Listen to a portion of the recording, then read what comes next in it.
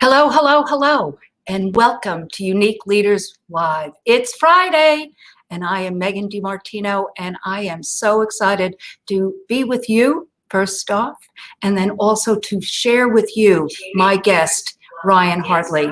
Ryan is, hold on, we're having a little technical difficulty here, and it's taking away from my. I'm so sorry, Ryan, and I'm so sorry to our guest. Elizabeth, my producer, just had a snag and I couldn't focus on speaking to the camera. But anyhow, that's the way it goes. I watch Glenn Lundy every day, and often there is technical difficulties and snags. So we're just going to continue on, and that's what unique leaders do, is just continue on. We just follow through with our purpose and passion, and then never stop. So with that, I just would like to continue on explaining what Unique Leaders is. It's really about my guest. It's about their story, because the success of their life is in their story. It didn't just happen. People ask me all the time, how did I know to start a skincare line? How did I start a skincare line? How did I know to start a spa in Georgetown, Texas, when I lived in Fort Worth, Texas? Why did I move from New York? I get these questions all the time. My guests have the same experiences. They didn't just start.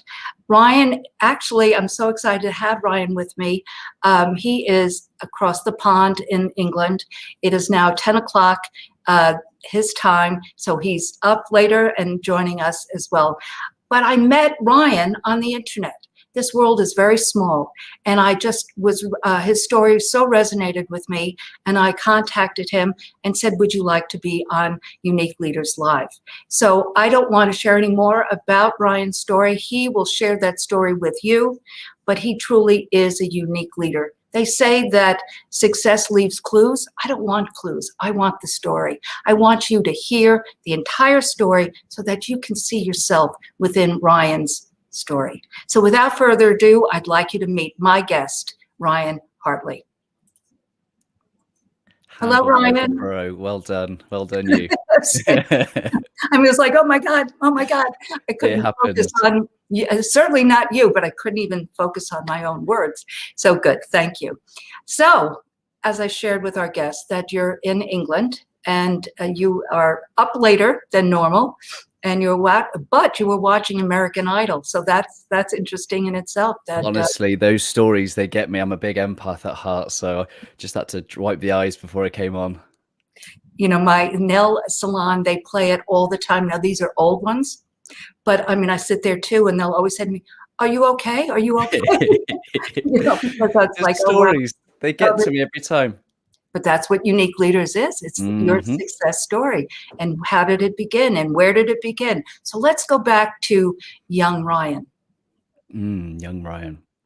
So I'm 33. I grew up in the late 80s here in the southwest of England. My dad left when I was about 6 months old. So I grew up in a single parent family for a little bit. My mum remarried, had my brother and sister. You know, I had a great childhood, but at 12, my mum separated from stepdad, and I think that was quite hard for me. And I've spent a lot of time in my later years reflecting, and this wasn't so clear at the time, but you know, just those abandonment kind of feelings. It just meant that I was a kid that I was very positive, very outgoing, very cheeky chappy.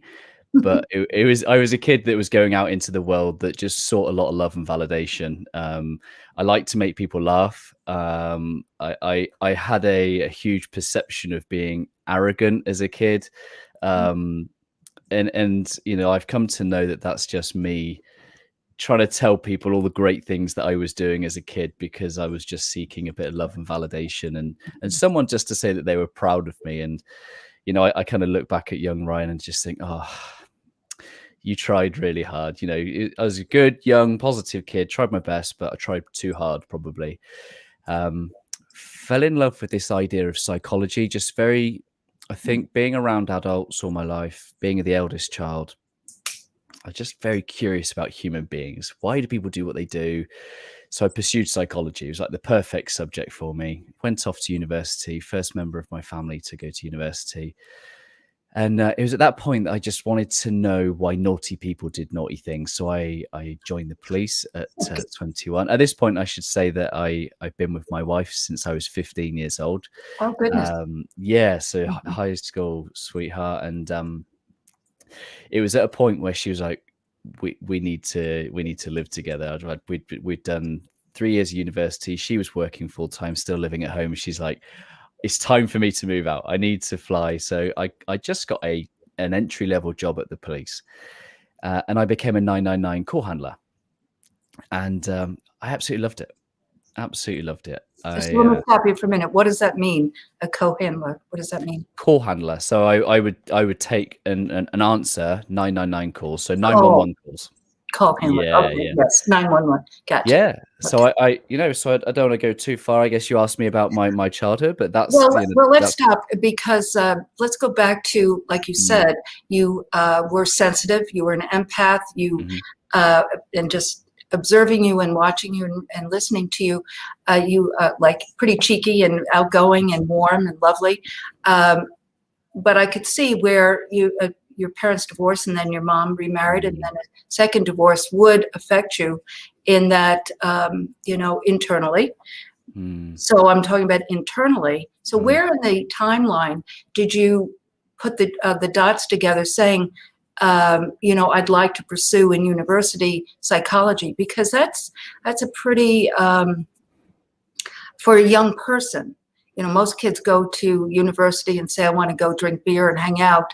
But, but to really know within that that's the field you'd like to pursue. Just a little bit about that. And then we'll go back over to your wife, because that actually is profound. Most people, who have a relationship in high school, that does not work. It does not last. So that's in itself profound.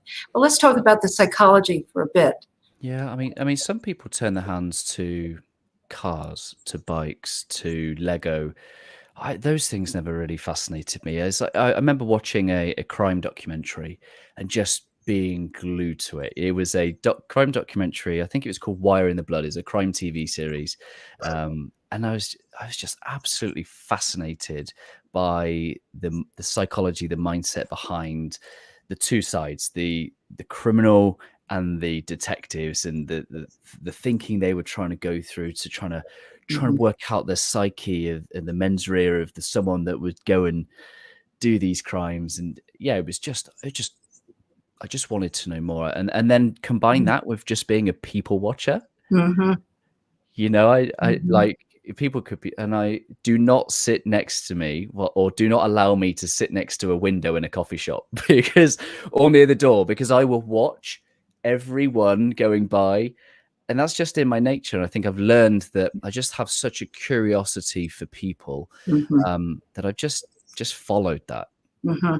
I think that's the key right there, is the curiosity, and that brings to the empathetic. I am a curious person as well, and I have those similar types of, because I majored in philosophy in college, minored in fashion merchandising, and that was really my interest. But I also, like you, was always interested in what was going on and the why, and so it was. I can see where that would lead from, like you said, from that curiosity, and going forward. So now let's just touch a bit though on, this year, 15-year-old, I remember myself at 15, I do.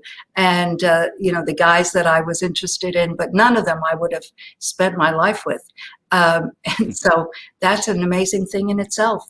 What would you attest to the longevity of this? Well, I think there's a couple of things. I think the obvious thing is that I didn't grow up in stability. Both parents remarried 3 times. I love my parents dearly, and I come into my adult years with much of a greater understanding and empathy for them. But it was unstable. It was as a kid growing up there, and particularly the second breakup, because I was 12. I was the man of the house, and I remember my mum I don't know if she's watching. If she is, good evening, Mum. But she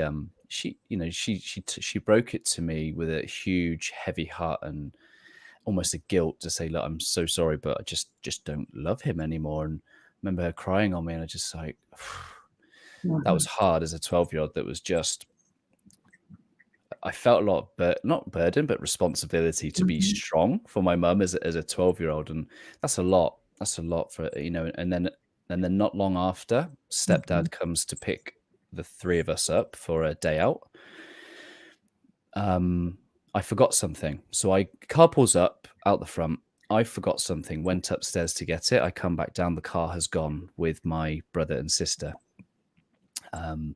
They were his children. I was stepchild, and I was obviously not part of moving forward. And that for me at the age of 12 was the second abandonment, but the main one that was my first real experience, because the first one I was 6 months old, Right. and so there's a lot of hurt, a lot of abandonment, and in my wife, I just found someone who loved me for me. She would laugh at my terrible jokes, and it just great. Sign of love.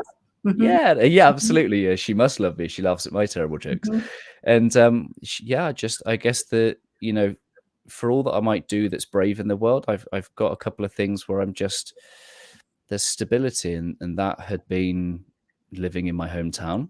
Even though I went to university, I stayed at home. My wife, well, my partner, she was at the time, that was stable. And then I spent a long time in the same organization. I spent 12 years within the police. So stability has always been something that has enabled me.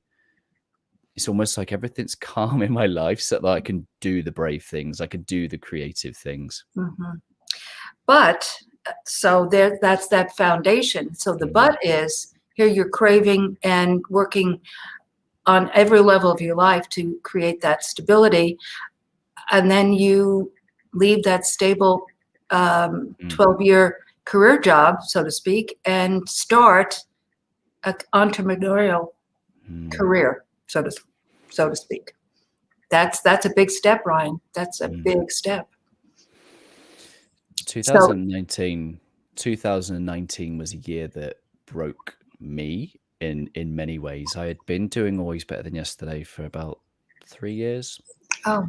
And I got to a point where it's bringing me a lot of scrutiny, a lot of negativity, a lot of comments in a work setting.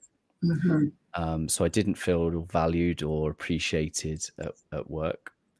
I was avoiding fixing problems in the home, shall we say, because I think we weren't communicating very well. We were both running businesses and we didn't put each other first. And when you do that for long enough, things suffer. And that broke me on a relationship to a point where I left the marital home for a month. The story pans out well. It is good, better now than it ever has been. But 2019 was a year of breaking relationship, breaking in my heart in many ways. My health, I had a health scare. So there was no stability in 2019, absolutely none. And my good friend from America, Jonathan Darling, he's like, man, you need to burn the boats. You need to burn the boats. I'm like, I'm not going to burn the boats. I have 2 kids and a mortgage and a wife that I was thankful to still have after that time. But in reality, it was just too painful to go to work. So I burned the boats, and I've tried to figure out and stay in this sense of love what I do and prove that you can make a living and an income and not just make a living, but to thrive whilst you do. Right. Yes. But let me ask you, because I'm a follower of Napoleon Hill, and that is, he was the original, with his anecdotal story of burn the boats. And his point on that was that, the naval group were fighting a battle, and they had to go to this small island, and the ship captain said, we're going on this island and we're going to burn the boats. Either we win or we perish. Yes.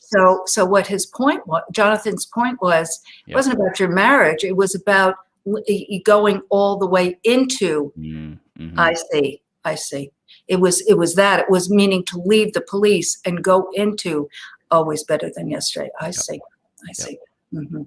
Okay. So he was saying that, and around your world, personally, health and your career job was, or like you said, you were getting a lot of pushback from your colleagues because they were seeing this, and this happens often. People see around you. I have a whole teaching on this because, it's about that clarity, because the thing is that around you, everyone is saying, oh, you can't do that. You'll fail. It will not bring the income you're currently making. So don't do that. But it's their own prejudice. It's their own stopping you. Yeah. And I think if I'm honest with myself and with everyone listening, like, this is what gave me the clarity about the arrogant kid, because signs of that came back up when I was going through this judgment. Almost I felt overly needing to validate myself. In challenging, I felt the need to prove myself more and to justify. And it just revealed to me this sense of, well, here comes young Ryan again to the table at the age of 30 in a work setting, because he's too afraid of not fitting in. He's too afraid of not belonging somewhere. And I was caught in the paradox between belonging to an organization, but being myself, which was causing me pain within that organization. And I guess I wasn't willing to compromise who I was and what I cared about. It just meant that I went quiet for a little bit. It meant I went underground and built a wonderful community in a private Facebook group. I see. It was kind of started out of fear. I'd love to sit here and say I built that out of love. Yes, it was with a mission and a purpose, but it was with a lot of fear. And I went underground, and I had to come out of that. And there was a point where I had to come back out of, and this is where I started the interview sessions, what is now my podcast. But much like you said to me around lockdown, it was bringing good people on, having curious conversations and learning, from inspiring people. And that was my way of bringing guests along with me.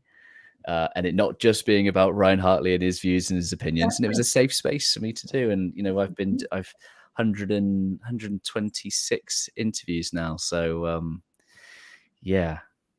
Well, you do coaching, you do other things from this platform, but as you just said, I mean, I could sit on this camera and talk for an hour. I mean, I'm a teacher, I'm a trainer. But people get mighty tired of me, for week in and week out that way. But people are inherently interested in others. They're just, but I want to touch on also, because I have heard from so many people, and I'm sure you have as well, during this year, which is just such an unusual year on every level. People's lives have, whether they wanted it or not, have changed. But it also has, some people have lost their jobs. And, but I've also heard, it actually was the best thing that happened to me, because I was bored to tears, or I was ready to make a change, and I just didn't have the guts to do it. And so really it was a gift in so many ways. But but I still hear, but I still hear that thread as this is going into now 2021. I'm bored to tears, I still have my job, but I just don't know how to start. What would you suggest, or how would you suggest, or just briefly, to that person that's still in that question mark place, like you were with your career job, and then this other, which was part of your heart? How would you, what would you say to that person? How to analyze that? How would they identify it's time to make that change? The fact that they're even thinking about it. The fact that they're even thinking there is more that I could be doing, there's more that I could care about, that is sign to say that there's something within you that needs to be made manifest. And our one and only, we've been given a gift, right? We've got a God-given gift. We need to find out what that is, a bit of self-discovery, connect with what brings us alive. What do we love to do? What do we dream about? What do we vision about? And then that passion, it's not for us. That passion is in part for us because it feels good whilst we use it, but it becomes purpose when we use it to serve others who need that. So where, like, I Would you say that again, please? Because that is so good. Just right there about the passion and purpose. Would you repeat that? passion is for us. Passion is for us because it feels good. We feel healthier, lighter of spirit. We feel useful, but it becomes purpose when we use our passion to serve those in the world who need it. Use our Mhm. passion. That's Mhm. the key. That's the Yes. key. That's the Be- key.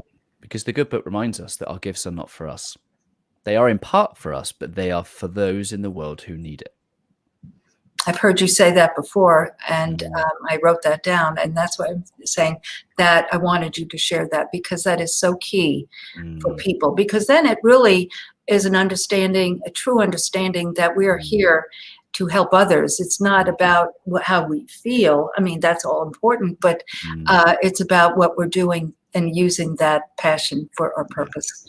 That's And wonderful. so I reflect back on, it was a case of just starting. At the police, I was trained to be a coach, and I was coaching people for two reasons.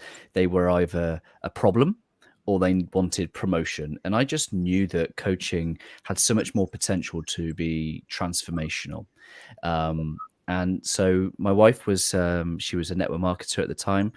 She had a downline of 300 people. And after some conversations with my good mentor, Sean Brown, much like this, as I knew I had more to give, at Mhm. some point, something goes, just start where you are with what you have. It's like when God says to Moses, Moses is like, oh, I can't do this. Why me? And God says, what's that in your hand?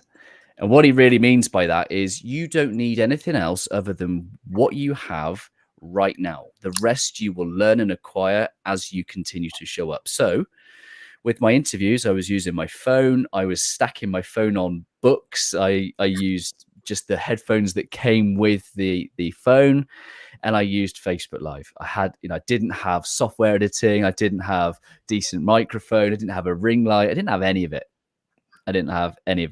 And these things that we think we need to have, if I spent too long looking at other people, looking at, oh, Megan's using StreamYard, that looks good.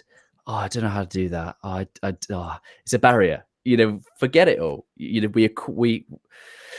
118 episodes published in now, and there's at some point after, say, however many episodes, I can't tell you how long, just things level up naturally. Exactly. I have to share a funny, when you just said that, when we were, and I use we because Elizabeth, because I can't see very well, and I'm not very electronic. And so, like you said, if that held me back, I would not be doing any of this. But as this lockdown, I had, a staff, and I wanted to keep them engaged and keep them motivated to come back, I guess, and after this craziness stopped. And so I said to them, oh, let's do a podcast together, and we'll call it the pop-up shop, and you'll be at your home and I'll be at the spa, and you can do a facial peel and you can do eyelashes and so forth, or do what you want to do. Well, we tried to do it, Ryan, on Facebook. Oh my God. Well, that was the biggest joke, because it didn't do a split screen. Yep. And so it was just a wreck. And so, like you just said, I mean, obviously it didn't work. But then I was like, I see these people doing something. So we had to explore it. But we didn't have any knowledge. It was just like you said, that desire to continue on, to not stop, just to figure it out as you go along. I love that. And I think the other thing I'd just like to touch on is that those that are seeing this live from maybe friends that I've not spoken to in a couple of years, they're not going to recognize me, because Really? I've just quoted the Bible to you. And people that would have known me 2 years ago, I was a man of science. And I was a man of science. I wanted nothing to do with God, with Jesus. And I just want to acknowledge that, because Yes. my wife, during our struggles, she found faith and she found God, and she's like, you need to find him too.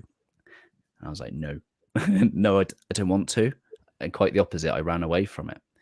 But that's been a huge part of the transformational journey, because in trying to make things up to her, to show I was making an effort, I agreed to go to this Christian festival. And honestly, going to a Christian festival with like 100,000 Christians. It was my worst nightmare. It was my idea of punishment, but I went and it was incredible. I just loved seeing people in worship being just themselves.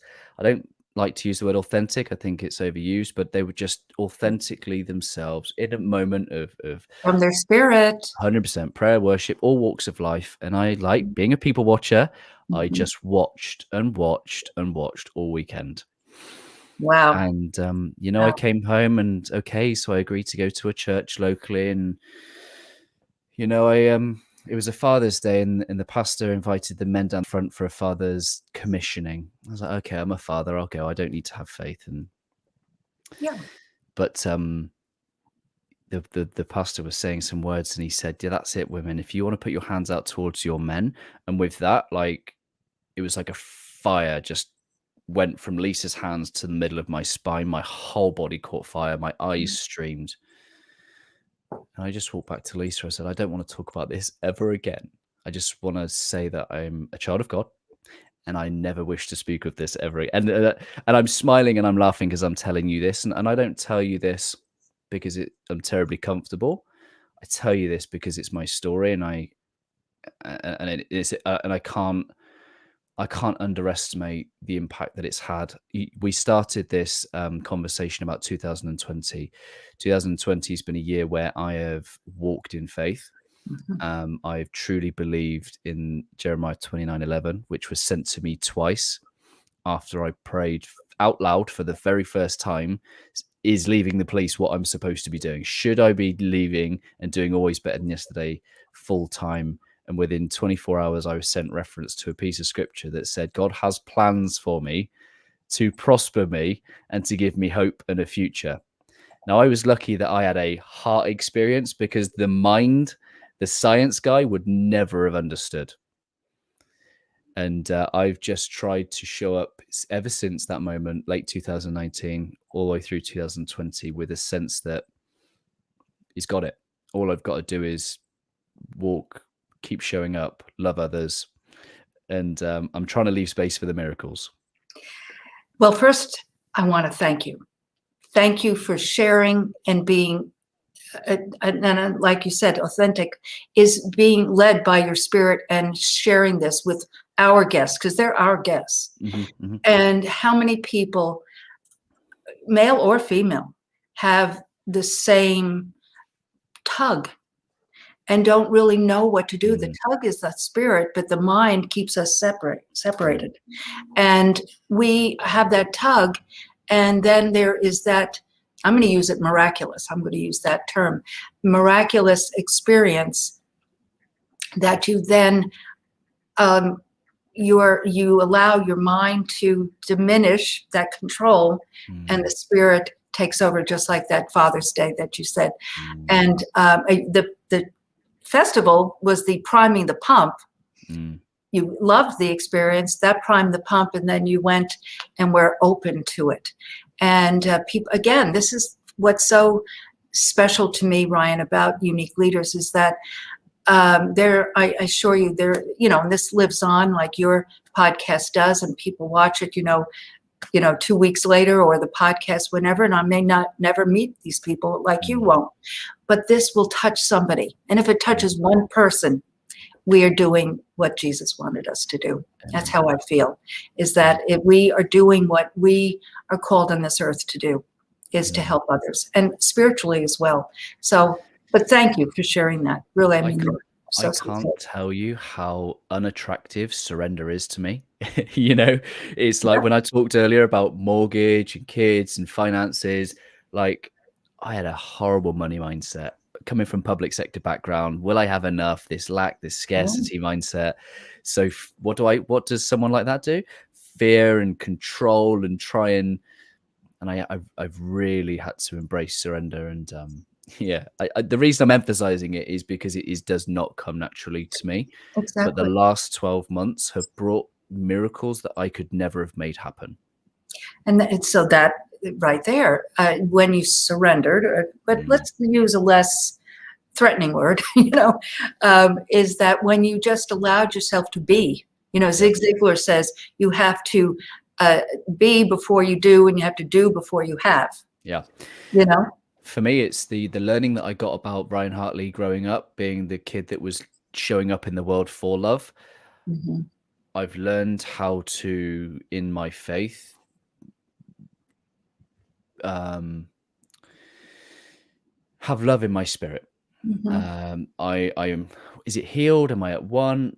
I don't know. I don't know how to describe that properly, but what I am able to do is show up in the world not needing anything. Mm-hmm. I Mm-hmm. think Psalm 23 starts with, I have all that I need. And Okay. I try and bring that posture of my heart to my day all the time so that I can show up and serve and love others rather than need anything. Mm-hmm. Mm-hmm.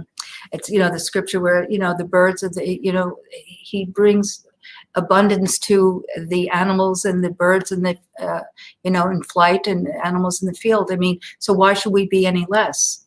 So we just put our own parameters on what we've been told.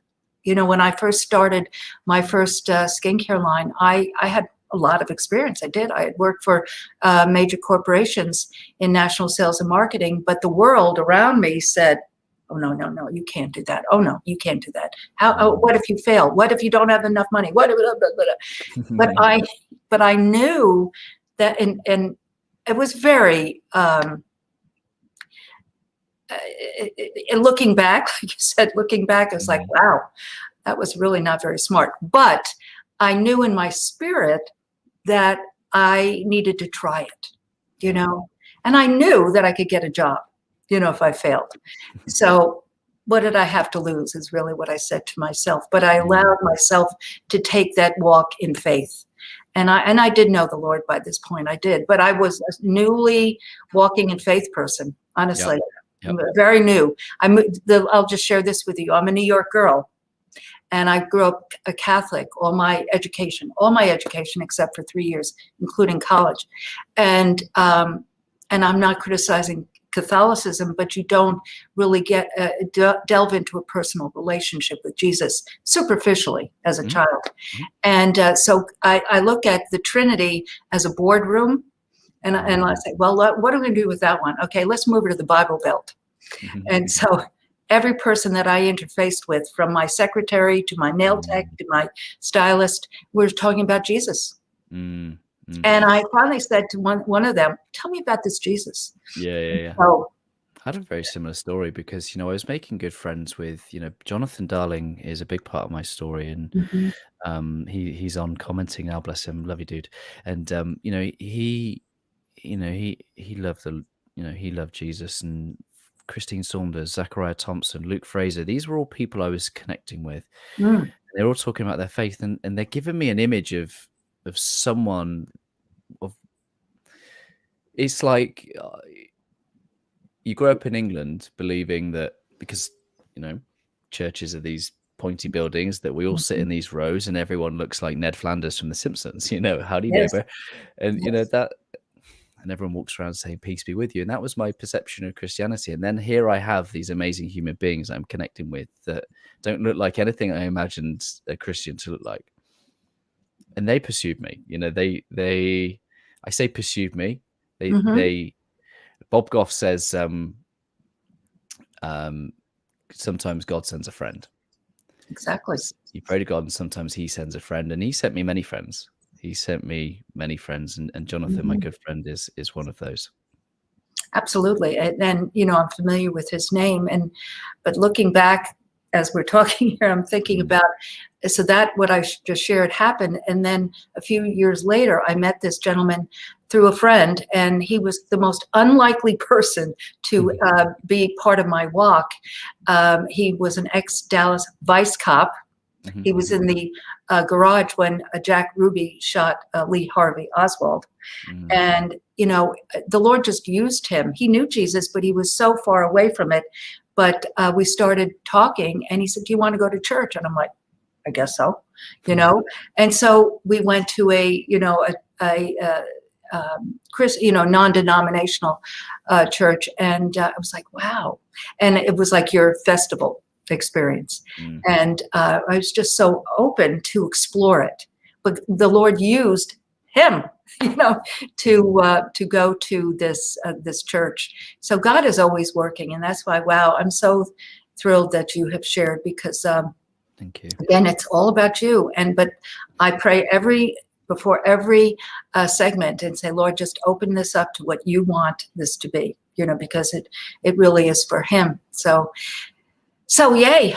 Okay. So you're, like you said, people that might see this segment and say, wow, Ryan, you have changed.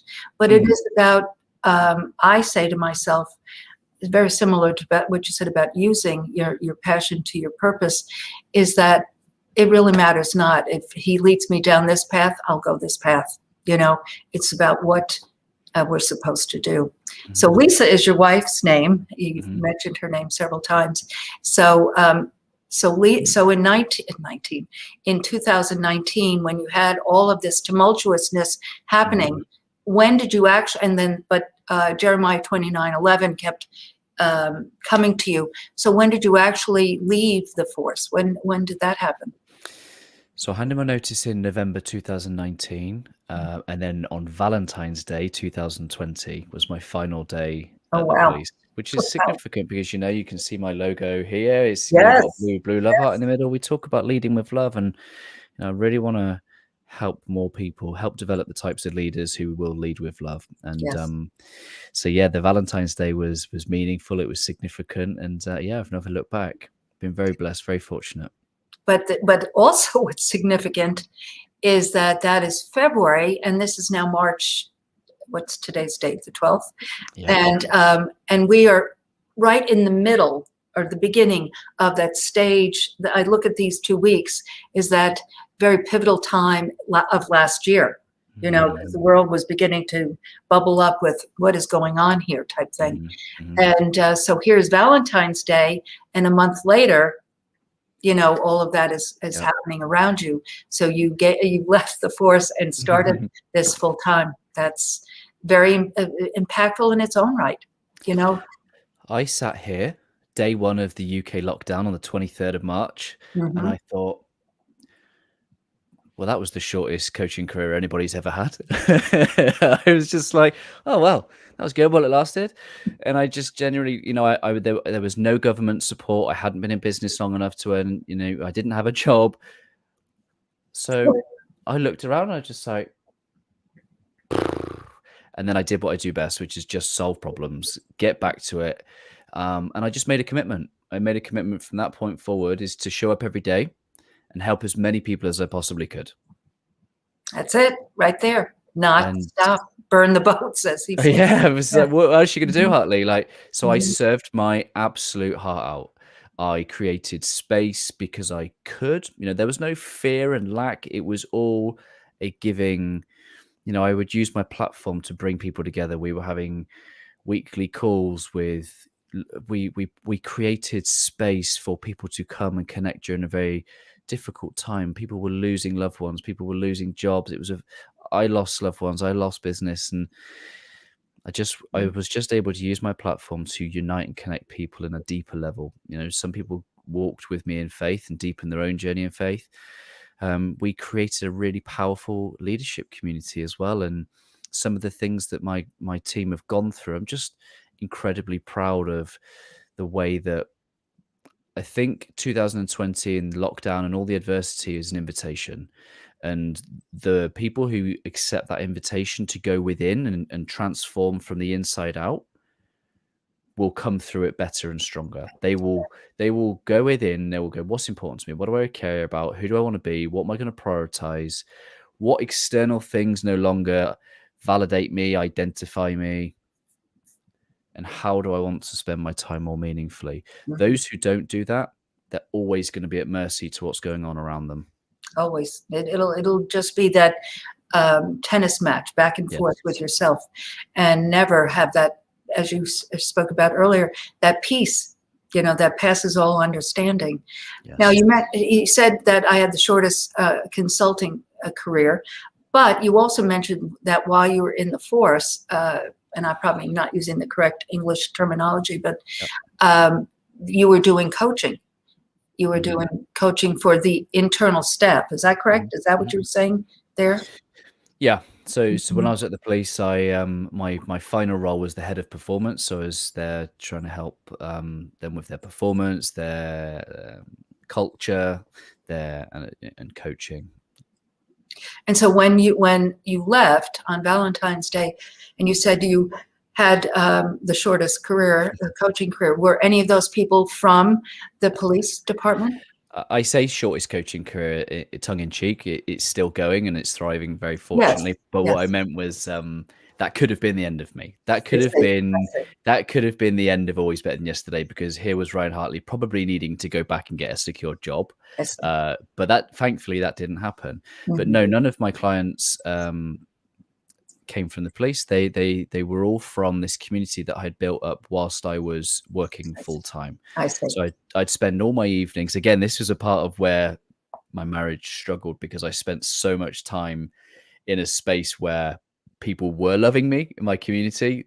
Is Mhm. that, if I'm being honest with myself, I went there too much and I served my face off, and I just wasn't who my family needed me to be. So Well, I'm constantly having the to try operative, and learn and strike a balance. I was just going to say the operative word is balance. Mm. Yes, yes. And it's a verb. It's not it's not a state. It is a knowing when it's like signposts, speed. Like it's like them like miles per hour signs. Sometimes we want to go 100 miles an hour, and yet the speed limit says 40. And learning to know when you can go fast, when you've got to rein it back in, and that's what 2020 has been an invitation in my home, is teamwork, communication, grace. And I tell you what, 2020 would, like, we wouldn't have navigated it if 2019 hadn't happened. It's true. So we've come through adversity stronger for it, not because of it. And so you're sitting here in 2021, having reflected upon it, looking back and seeing that. But I invite our guests and anyone who's going to listen to this in the future to really do that exercise, to look back and embrace those things like Ryan has gone. That's why we go back to, when the fertilizer for Ryan, Mm. the experiences of what brought you to today, because they're all important. They're not to be overlooked. They're all important, but it's in that reflecting upon it is Well, so important. it really is. And the tough thing is that 2019, it was her fault. She Mhm. wasn't doing X, Y, and Z. I didn't like the way she was doing these things. She was making me unhappy. Reality is, look in the mirror, my friend. I wasn't being who they needed me to be. And, that's sometimes very difficult. But I think there becomes great empowerment when you start to take responsibility for everything in your life. And then it can be used to help. That those experiences now are going to be used to help others in Yes. the same situations. Yes, very much so. So today is 2021, as we've spoken about. When did you start the podcast or interviewing others? As you said that, because 121, I'm doing the math in my head. So when did Yeah. that start? So my episode 1 was a good friend of mine, Adam Bokut from Brisbane. He came on, I think, I want to say around about September 2018. Around about September 2018. Okay. And we've been doing them weekly. We had a little bit of a break when, because they were originally Facebook Lives, a bit Mhm. like this. It started off like this. And, Mhm. for all the podcasters out there, hardcore podcasters, close your ears because I'm going to offend you. I didn't mean to start a podcast. Again, when I just started, it was all about getting myself out of my community, and B, being able to share my learning with other people. I'd like having these conversations anyway, but why not have everybody else benefit from that too, right? That's right. And it was around episode 8 or 9, and a good friend of mine, Luke Burrows, said, someone said, "Oh, I'd like to be able to take your podcast, your interviews in the car as I go." And I was like, "Oh, okay, cool." And so my friend Luke Burrows said, "Well, why don't you just put them on your podcast? All you got to do is take the video file, strip the audio." He said it so quick, and I was like, "What? You could do that?" And that was it. It was okay. So there was no science to it. There was no intros. It wasn't jazzy. There was an awkward 2 minutes at the start where I was like, "Hey, I'm just going to send some invites." And it's not great. But you can go back and look at any of my YouTube videos because they're there as well, or listen on my podcast, and you can see the journey of Ryan Hartley, the podcast or interview host. Because here he is back in 2018 interviewing his friends, not really knowing what he's doing, but he's having a good time. And enough people start showing up and they get value. And every now and again, you get a guest and you think, I'm not sure why they agreed to come on my show, but they did. And it's happened every kind of 20, 30 episodes. I get someone I think, wow, and why did you how did that happen? You know, we were talking about Bob Berg. I had Bob Berg, John Gordon, Dr. Gary Chapman, Dr. Vanessa Lapointe, and then most recently, Matthew McConaughey. And I just think, and this is what I mean about leaving space for the miracles. I can tell you exactly every single step that I've taken between now and 2018. I can tell you everything I've done. Can I tell you what worked, what didn't? Can I tell you specifically how things happened?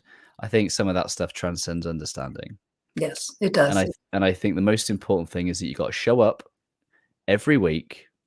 You got to love it, and you got to share it and invite people along with you. That's it. Right. But, you know, I think you use the word transcend. I do believe that 2020, as well as the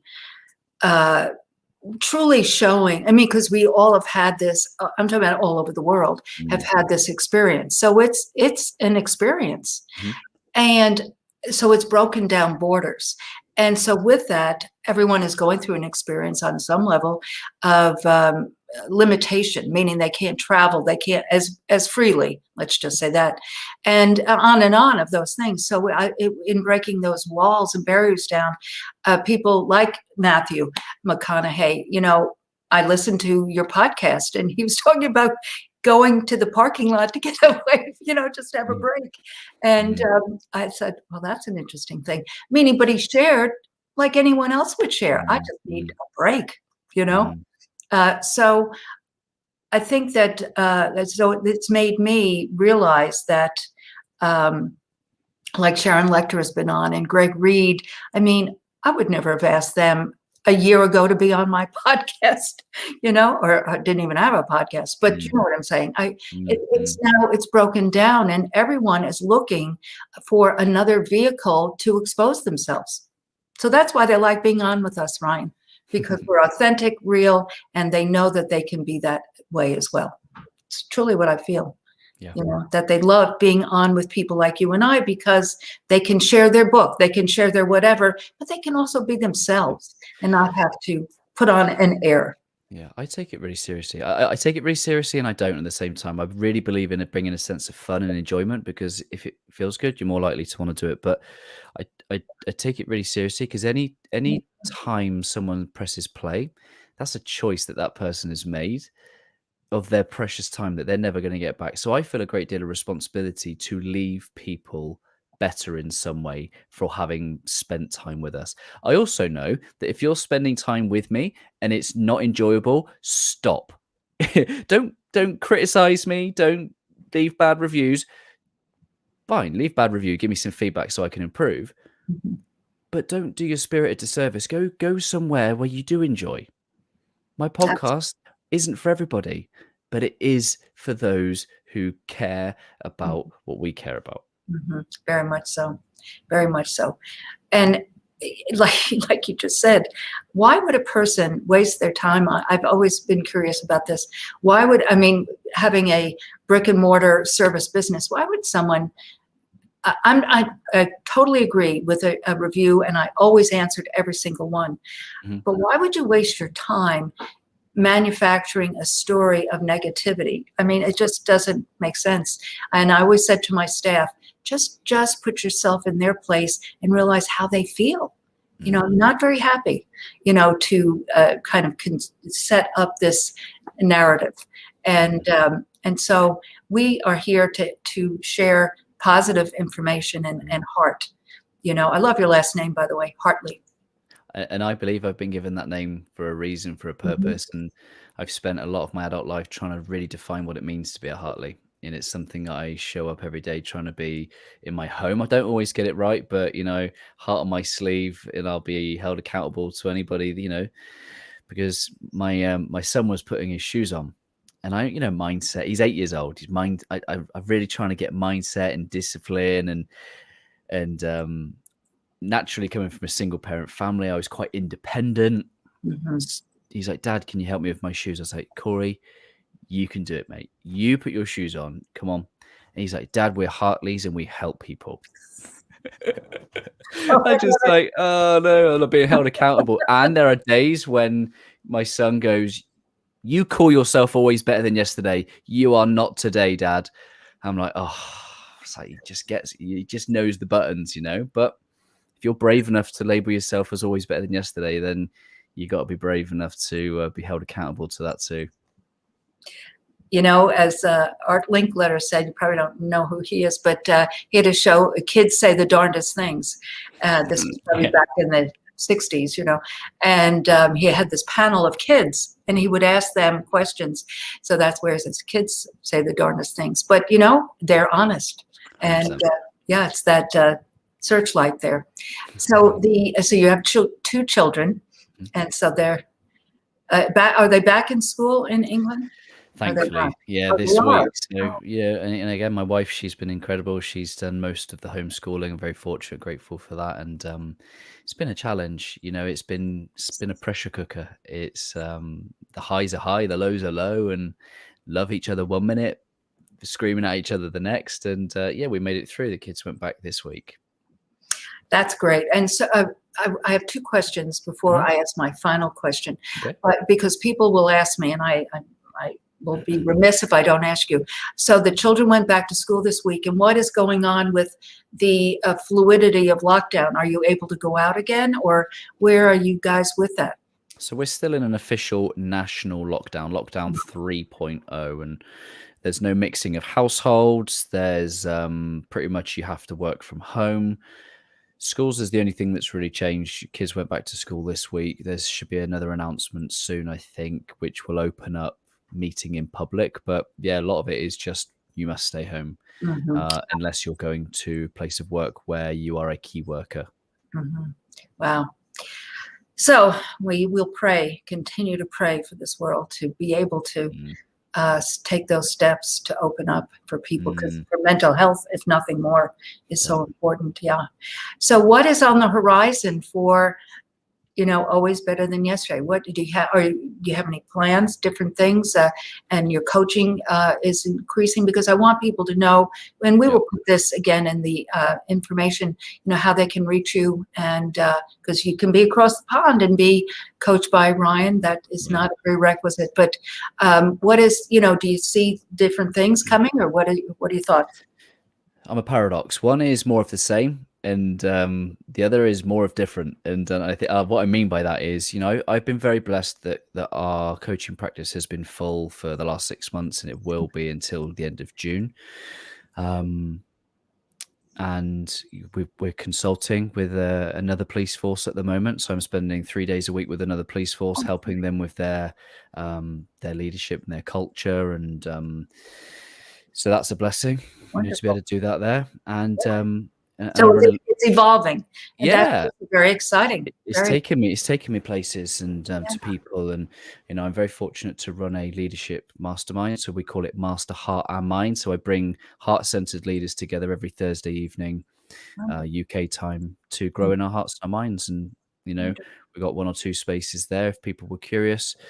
The podcast will continue. And I think the thing I'm really leaning towards is that when lockdown ceases in England, I want to bring people together in a real space.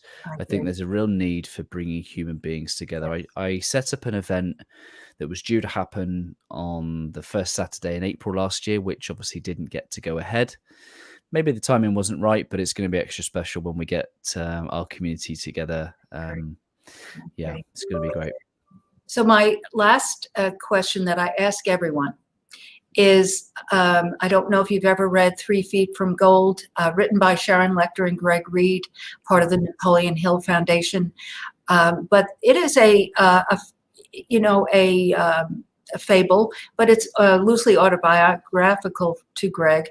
But in the beginning, though, of it, they start the story with this gentleman from the gold rush days in the United States. And he was from the Northeast, went out to the West and bought his stake and started chipping away, looking for gold mining. And he got very frustrated, and the townies were watching him and very closely, and he finally gave up.